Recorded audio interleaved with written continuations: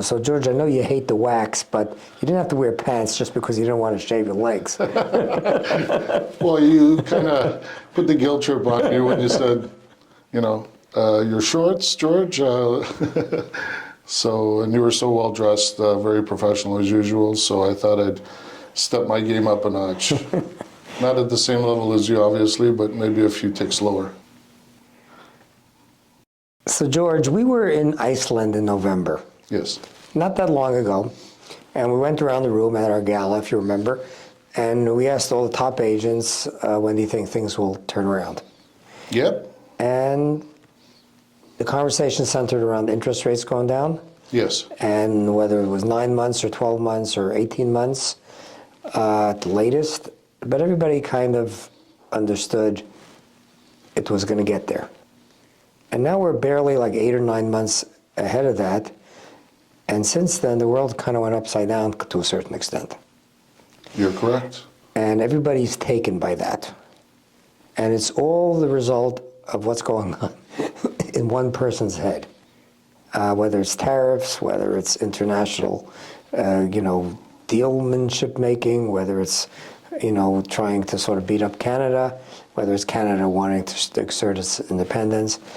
However, the purpose of this blog is really to look at the bright side, if we can, obviously, but I think we can. I could tell you, I don't think there's another place in the world that I would rather live than Canada. Let's make a list of the good things. Okay. Let's get beyond the shadow for a moment. What do you love about Canada? That ain't going away. Well, it's safe, it's cultural. I mean, speaking specifically about the GTA, it's a highly sought-after region in all of Canada. We're friendly to the world, we're multicultural, we're a great place to invest, in my opinion, and live. Any other place you'd rather bring up children? No. Any other place you'd want to live? Not visit, to live? No. The weather could be a little bit better, but you're stuck with it. All right, none of that's changing. Right. But every place in the world is not impervious to the world's pressures and the economic realities, and every once in a while we go up and down the yo-yo. But the realities of why Canada is great is not changing. Correct. And all we got to do is figure out when that will shine through again. And it will. In our trip in Iceland, and it was a magnificent trip, thank you for that again. What I was personally thinking is we're going to have a strong 2025, okay? And in my opinion, it would have been a strong 2025 because we're no longer focused on interest rates per se. We know interest rates are going to come down. At the forefront of everybody's worry today isn't interest rates anymore, it's not inflation anymore.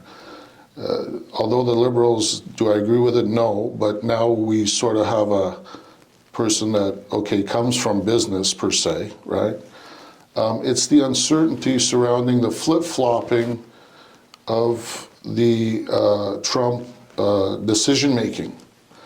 So I commend Carney actually in a sense that he's looking outside of the U.S. as a trading partner. I'd rather not have that happen, but he has no choice but to at least think that way and not think that we're at the mercy of south of the border as a trading partner, but making new relationships with China, with some of the European countries will benefit, in my opinion, the job market here in Canada. If I didn't hear stuff like that, Mark, I would say that our job market is potentially on a catastrophic path. But because he's somewhat opening his mind to new partners in the world, I think we're going to be okay. Okay. Yes, it will take higher unemployment, but I think that the uncertainty right now is creating more sideliners, which now we're in 5 years of sideliners, right? We had 2 years COVID, 2 years rates, and now, surprise, surprise, the uncertainty comes in. And nobody's talking about inflation anymore. It was 1.6 from 2.3 prior month. Nobody's talking about interest rates anymore. You can get mortgages for 3.5, 3.75, 4.5%. They're no longer 6 or 7%. But everybody's talking about, will I have a job tomorrow? And businesses can't make decisions, sound business decisions, on headcount and demand and supply and all this other stuff until the flip-flopping stops south of the border. Once that stops, and I'm thinking it's going to stop within 3 months, the uncertainty will start to erode, and I'm projecting that 2025 will be a year of flatlining, and then 2026 we're into hopefully, cross our fingers, back to reality. That's what I'm hoping. And another thing for our business, Mark, and I'll say it, a couple of things, is a lot of builders now, they're postponing sites or whatever it is, canceling sites because their pro formas no longer work. That is great for us investors down the road, right?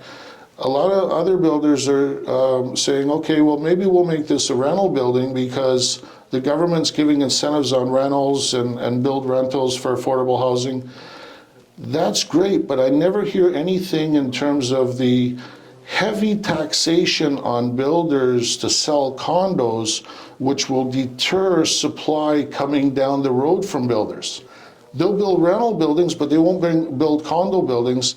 As a matter of fact, by 2028, we go down from 30,000 completions per year to maybe 8,000 or 9,000.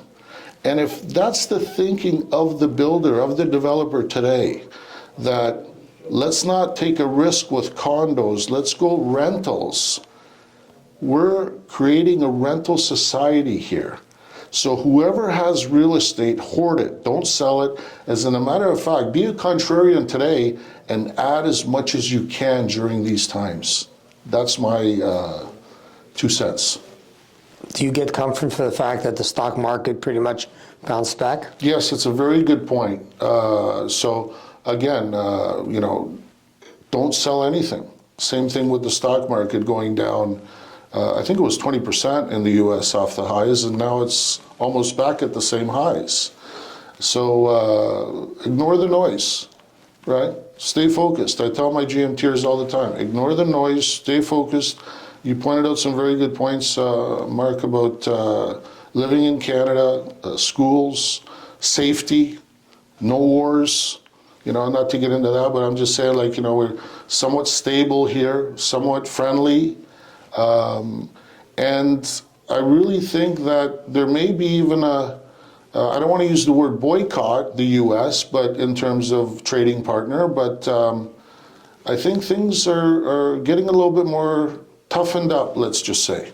And let's look for different avenues to do business with instead of being choked by the tariffs south of the border. And I don't think those are going to last either, personally speaking. So, George, you have a great following because, as we all know, you say it like it is. Thank you. Look into your crystal ball and tell us what you see life will be like in May, June 2026. It'll be a lot better than today. So potentially I see rates going down 1 full percentage point by then. So I think prime right now is 275, potentially under 2. I know a lot of economists are putting the stop sign around that 2%, 2.25 mark. I don't know why the Bank of Canada paused. It seems like they're waiting for the data and not visionary, not looking forward and saying, we're potentially going to run into some economic trouble here. Let's be ahead of it. Instead, wait for the data. Oh, okay, well, inflation was 2.3 last month. Now it's 1.6. Well, now the economists are talking about a quarter point June 4. I think we're going to be down 1 full percentage point next year for the spring market of 2026.